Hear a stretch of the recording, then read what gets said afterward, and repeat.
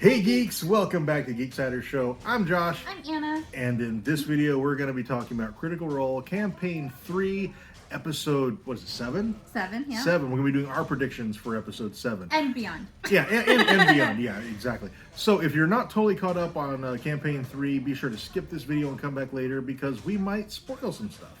All right, so let's just go down the characters and what we think is going to be happening in the near future for each of these characters. Let's start with Ashton. So Ashton, he got a message in this in episode 6, and he's like, okay, this is something I have to take care of by myself. So there is something that he is either protecting the rest of the group from, or that he just doesn't want them to know about. I don't see him being the protective type of this group yet. No. So I think there's just stuff that he doesn't want them to know. I think it's more of it's something they don't want to deal with, so they're just not going to. Yeah. It's not a problem yet. So Ashton didn't give like a whole lot away in the what the fuck is up with that game, because they got a kind of innocuous question about have you ever been in love, and but we did get some insight because it seems like the person they were referring to is a past party member. Mm-hmm. So like, and it seems like it didn't end well. So I don't know. So something happened with their former party, and it had to do with that as well. So that could be kind of interesting going forward. And their former party, like, everybody left except for Ashton. Yeah, and I think Ashton didn't leave because they have so many debts they couldn't leave. Yeah. Maybe, I think they wanted to. Yeah. And then weren't able to. Yeah. And maybe they were a little salty that their partner left without them. And going back to this message that Ashton received, I think it's something that Ashton thinks this group is not ready for. I think Ashton sees himself as somebody who is more prepared for the crazy stuff that happens in the world. Yeah. Like, these people are novices. I've seen some stuff. They're not ready for this. I can't take that. Yeah. I think that's where they're at. And Ashton's an interesting character in that they have this persona, and they want to come off as irresponsible and not caring, and yet almost every time the group does something, they end up leading or advising everybody. It's like Ashton and Orem are the brain cells of the group, and they're getting everybody else to come together and do what needs to be done. Like, they're a lot more responsible than they want people to know. All right, let's move on to Orem. You have an interesting Orem theory that I totally 100% buy into. Yes. Okay, so if Orem is Liam's backup character for Vax, he had a story where his husband had died and he was going to be sent to Keyleth to help her through Vax dying.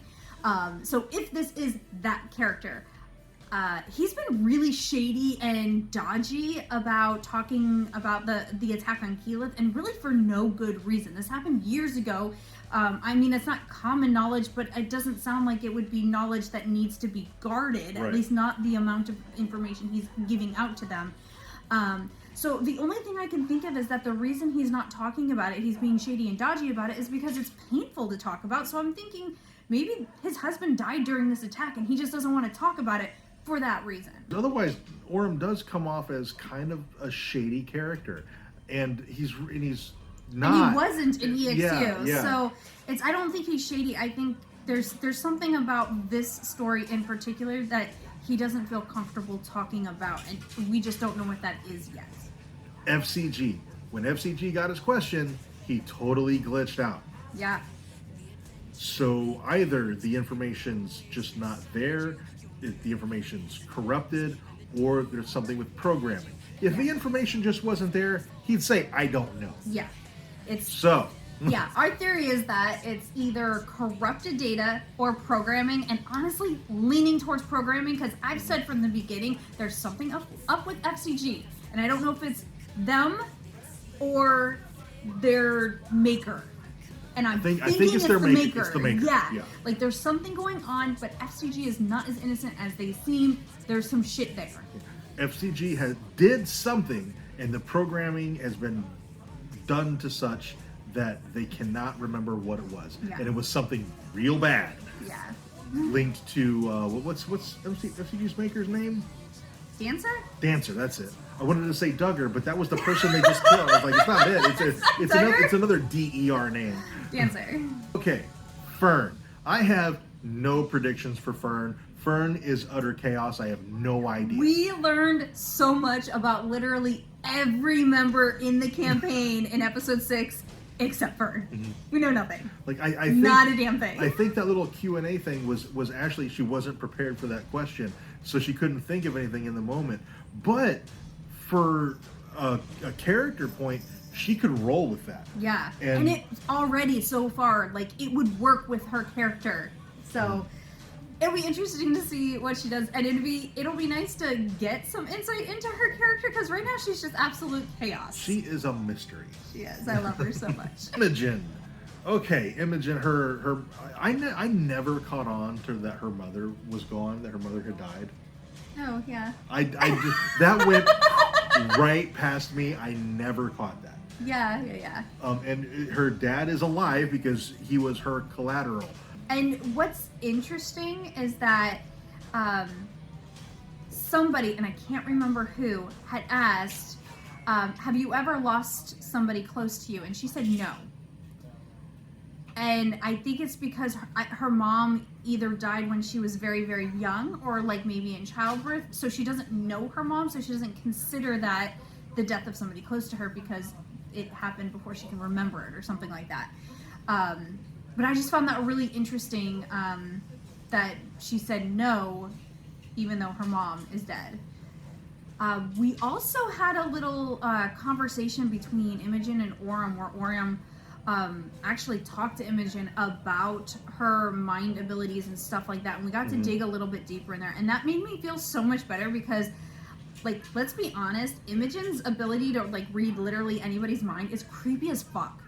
But the fact that she can't control it and she doesn't want it, that's a lot better. Like, she seems very much less like a villain now than she did previously. To intentionally invade someone else's mind, if that was like what Laura was going with, that would have been awful. Yeah, absolutely awful. But the fact that this is something like what you said that Imogen doesn't want to have.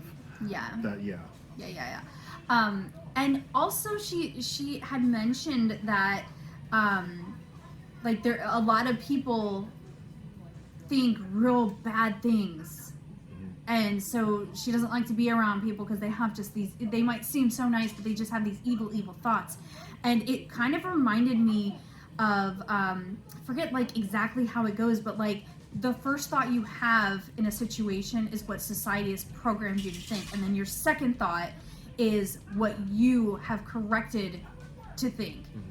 So how many people is she reading just their first thought and thinking they're terrible people when that's just what society taught them and they've grown from that? And people how sad must that be? And people have intrusive thoughts all the time. Yeah. And she's picking up on all of those and just thinking everybody's terrible. Yeah. Oh my God, that is incredibly sad.